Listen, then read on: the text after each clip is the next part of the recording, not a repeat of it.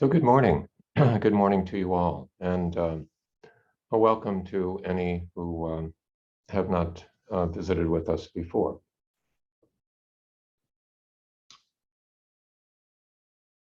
So the last time, well, 2 times ago, 2 weeks ago, Santikaro talked about the teachings of Buddhadasa and mentioned, among other things, the notion of samsara and the 6 realms. So that kind of stuck with me, and I've been reading Buddhadasa's book that Santikaro helped translate. And I can't resist sort of continuing on with this just a little bit today. Because I don't think we really exhausted the topic by any means. So samsara, the wheel of life or the wheel of rebirth, a notion that long preceded the Buddha, a Hindu notion that he was widely accepted at the time, and he incorporated it into his teaching because people were familiar with it, as was he.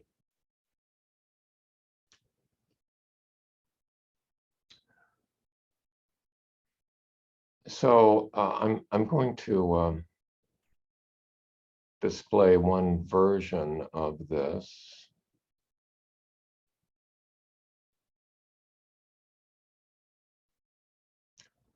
In the Tibetan tradition, they do these elaborate depictions for which they try to visualize mentally, and one of them has to do with this wheel of life. And I don't know how well you can see this, but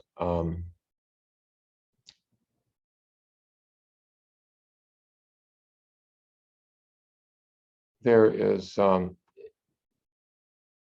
are actually 6 divisions around this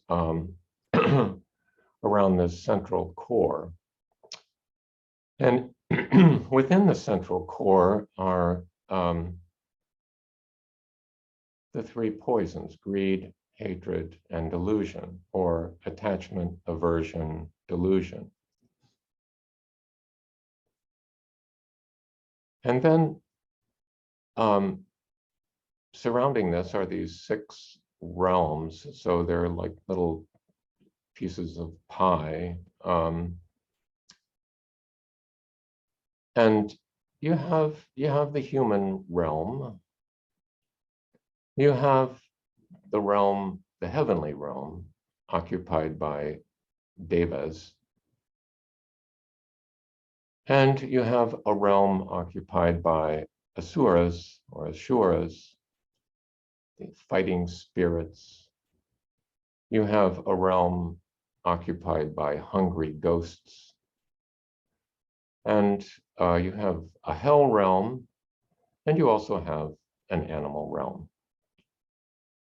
So what's to make of all this? Well, you know, among Western Buddhists, it's not uncommon to hear the idea, you know, I don't really care about all the cosmology. I'm interested in the ethics and the philosophy of Buddhism because that's where I find value. And all this sort of ancient cosmology just doesn't interest me. And I can understand that approach fully. On the other hand, I think these notions and practices that have been meaningful to people for so many centuries, millennia really, need not be so readily discounted. There's meaning there And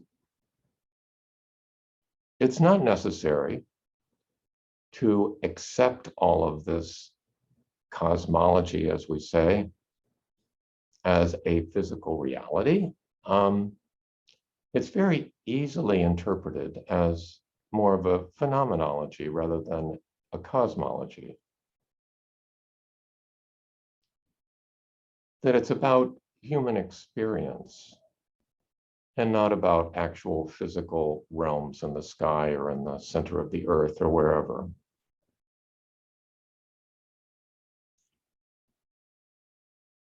And there's some subtlety in all this, in that these 6 realms are not permanent places.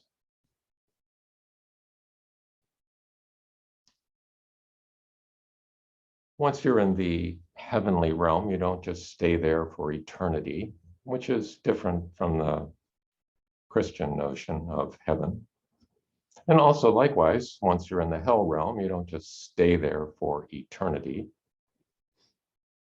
It's a temporary place. And traditionally, the notion is that you arrive there based on past actions, past karma.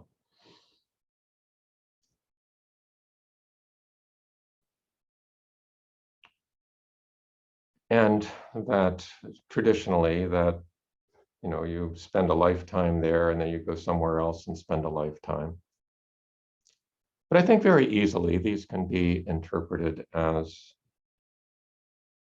you might say, mental states, places that we land from time to time, places that we're all familiar with, places that we have all visited again and again.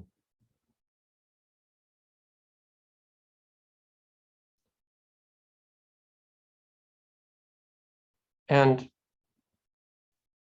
giving them names and a kind of place and a kind of, and depicting them as actual physical places can have some value. Just, it's a way of understanding. It's a way for us to comprehend, to make them meaningful. Just like the Avalokiteshvara chant that preceded our meditation today. So are we summoning some spirit from afar to bring us compassion?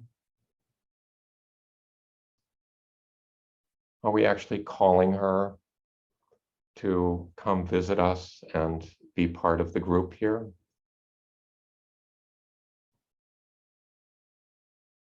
Well, it's a very, in a way, nice way of thinking about things. And you might say, well, actually, this spirit of compassion is readily available within us all the time. But to give it a name, to give it a representation, to perhaps make a statue of it, to call on it, to have a chant where you repeat the name, isn't that a very human way of making this more meaningful, comprehensible, more tangible, more accessible?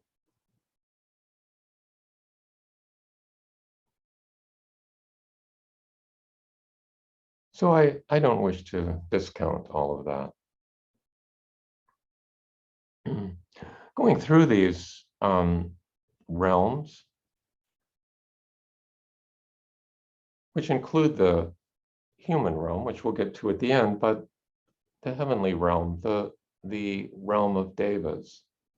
Again, it's not a permanent place. It's a place that can be visited, in which there's just a lot of pleasant things. Just one pleasant thing after another. Everything is pleasant. In all of the realms, there is dukkha, or suffering, or unsatisfactoriness, including the heavenly realm, because all this pleasantness can get tiresome. It's like one commentator equated it to being on a cruise. Now, to me, being on a cruise sounds more like the hell realm than the heavenly realm, but many people like cruises, and there are, pleasant things all day long, just one pleasantness after another, including the forced pleasantness of all the staff. But that can get tiresome, and it does. So there is dukkha, even in the heavenly realm. And the realm of asuras, or fighting spirits, I think we've all visited that realm from time to time. And I think when you pay attention, you actually notice it popping up perhaps more than you thought. Even those little flashes of irritation, when someone does something and it's just a little bit irritating.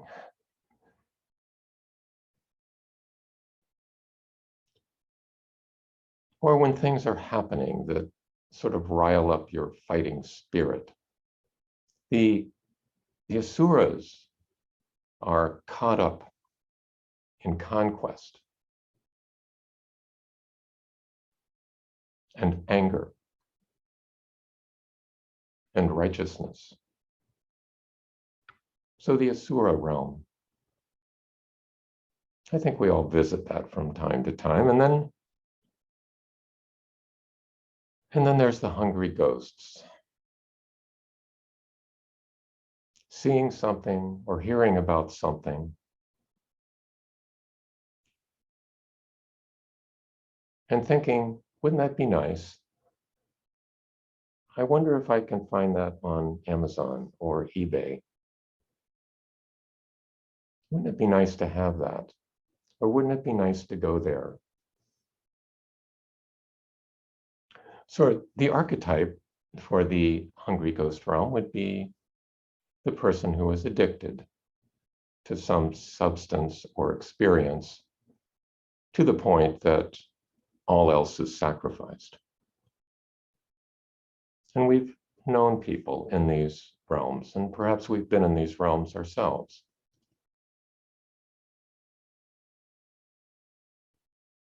But the hungry ghost realm is, I think, also commonly experienced to some degree.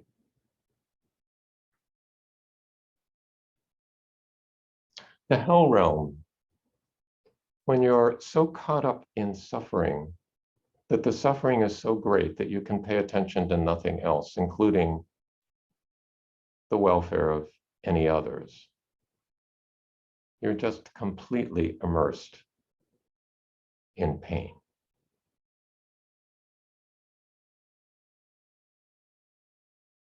Many people are unfortunately in the hell realm. And some of us, I'm sure, have experienced that as well, to one degree or another, for some length of time, or perhaps a prolonged length of time.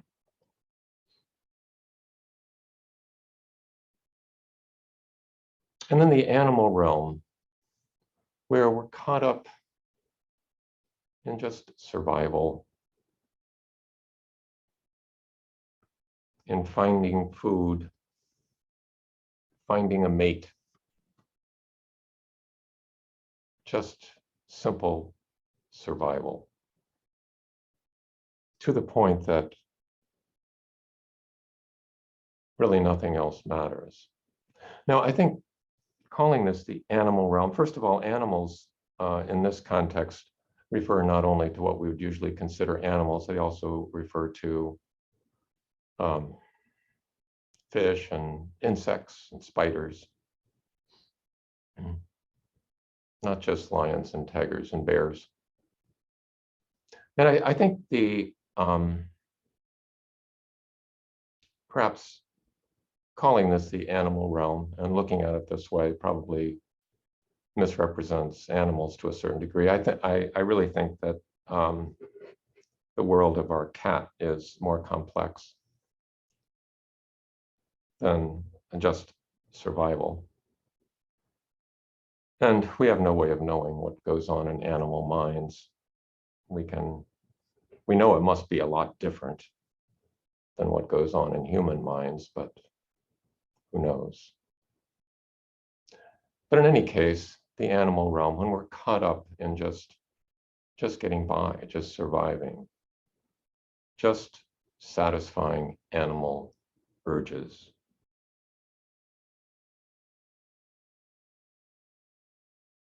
and this I think we're familiar with too.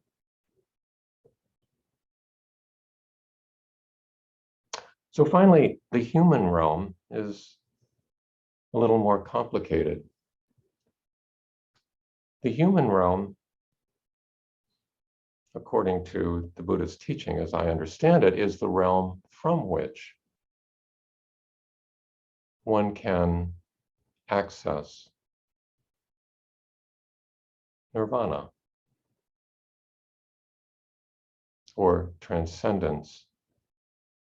Because the human realm includes our ability for our agency, our ability to choose.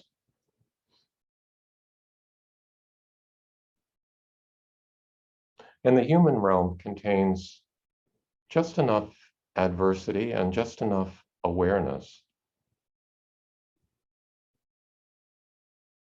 to allow us to choose wisely. Just enough to allow us to see through the workings of all the other realms.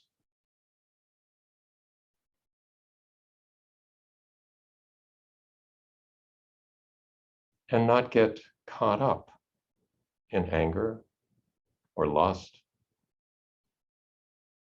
or pain or pleasant things, and not get caught up in all of these snares. To perhaps enjoy pleasant things, to undoubtedly experience anger, to experience desire, but to not get caught up in them, to see through them.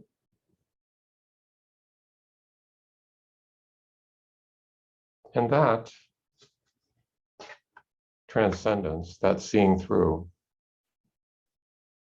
frees us from them, frees us from the realm, and is what Buddhadasa is calling nirvana, or seeing with the eye of Dhamma.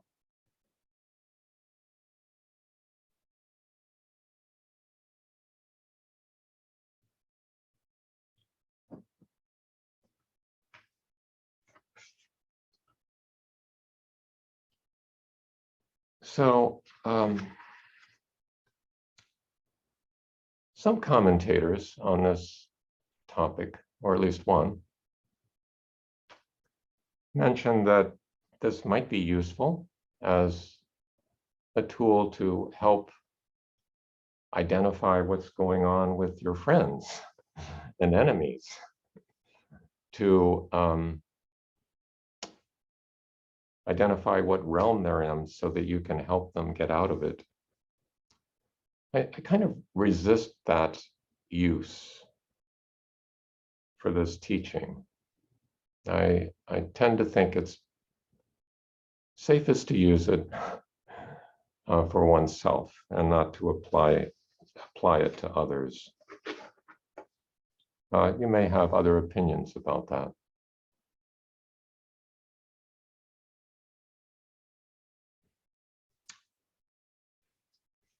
But I guess I'm making the case that some of this Buddhist cosmology can be useful.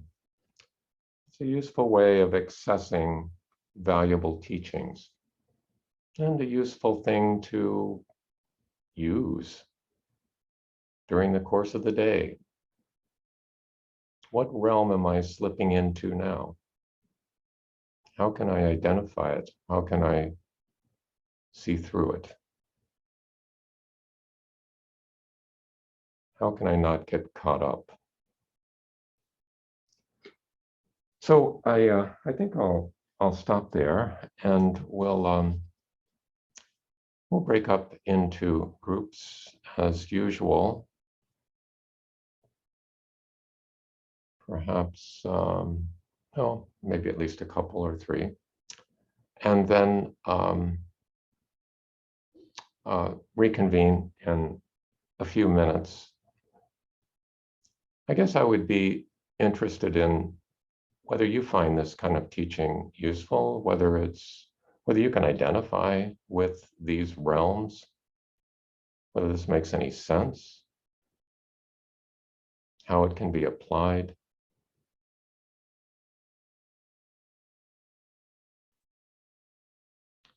I think next time we'll talk a little bit more. I mentioned that it's been suggested that these could be used to help others get out of their caughtedness. But there is actually within the Soto Zen tradition some guidance about how to do that, which is somewhat different. And I think we'll discuss that next week. So we'll break into groups, and we'll see you back in a few minutes.